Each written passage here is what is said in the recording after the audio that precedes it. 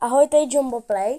Dneska vám tady řeknu zajímavosti o svaté Anežce České a dneska vám řeknu různé takové zajímavosti. Takže začneme tím, že se narodila v roku 1211 v Praze a zemřela v roku 1282 také v Praze a je tam úplně neuvěřitelné, že se dožila 72 let. A to bylo na tehdejší věk, což byl středověk, 13. století, tak to byl úplně věk, kterého se skoro nikdo nedožil. Dokonce Zikmund Lucemburský, který žil až v 15. století, tak už se toho sotva dožil. Takže to je první zajímavost, že přežila své období. Potom další zajímavost, že má postavený klášter v Praze, Anežský klášter. A další zajímavost, že byla svatořečena až 5 dní před sametovou revolucí, což znamená roku 1989, což bylo víc než 700 let po její smrti. Takže to je další zajímavost. Potom další zajímavost, která je docela dost zajímavá, že to byla sestra českého krále Václava I.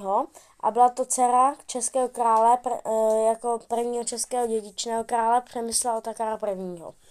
A tato světkyně, tak prostě tato svatá, tak je vyobrazená dokonce vyobrazená na Karlštejně v kapli svatého kříže, kde byli podle Karla IV. Vyobrazení všichni svatí a svatá vojska, papežové a tak.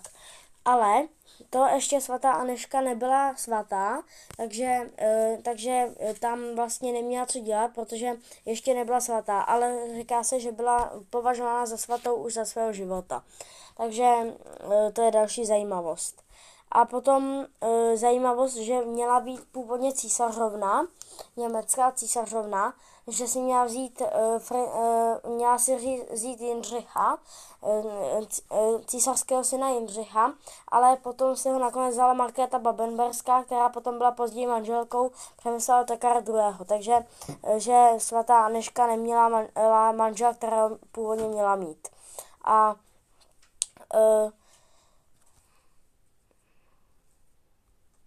A to je pro dnešní video všecko. Dnešní video je takové kratoučké, protože má jenom 3 minuty. Takže uvidíme se v příštím videu. Určitě se podívejte na ochutnávku dortu, kterou mám minule, a na zkoušku kružítka. A Jumbo Play se loučí. Ahoj!